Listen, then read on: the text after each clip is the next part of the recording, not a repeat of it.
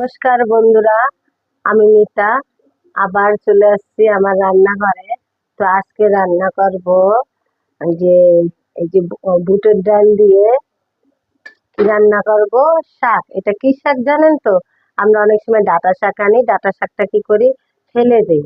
যে বড় ডাঁটা খেতে গেলে সেই মাথায় যে শাকটা থাকে এটা ফেলাই দিই, কিন্তু আমি এটা ফেলাবো না। এটা কিভাবে রান্না করি দেখেন। আমার তেলটা গরম হয়ে গেছে, এর ভিতরে পেস্টটা দেবো। পেস্টটা দিয়ে আগে যদি করা হলে এইগুলো দিয়ে দেবো। তো বন্ধুরা, আমার পেস্টটা ভাজি হয়ে গেছে, এর ভিতরে শাকটা দেবো।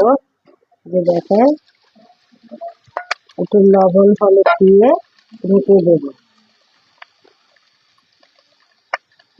আর ডালটা আমি হালকা সেদ্ধ করে নিয়েছি লবণ দিয়ে। তো ডালটা তাই আমি একটু পরে দেবো।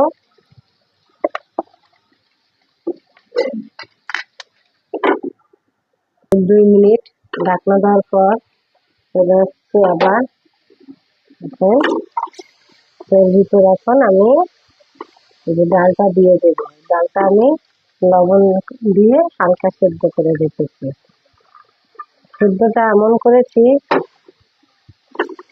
মানে একটু আস্তে আস্তে আছে যাতে মুখে লাগে। আর সাথে কটা বাদাম দেবো, বাদামগুলো ভেজে নিয়েছিলাম আমি।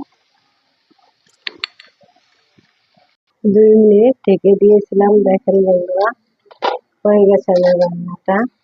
এখন নেড়ে চেড়ে আমি নামিয়ে ফেলবো। তো বন্ধুরা, আমার রান্নাটা শেষ। দেখেন কত সুন্দর কালারটা এসেছে।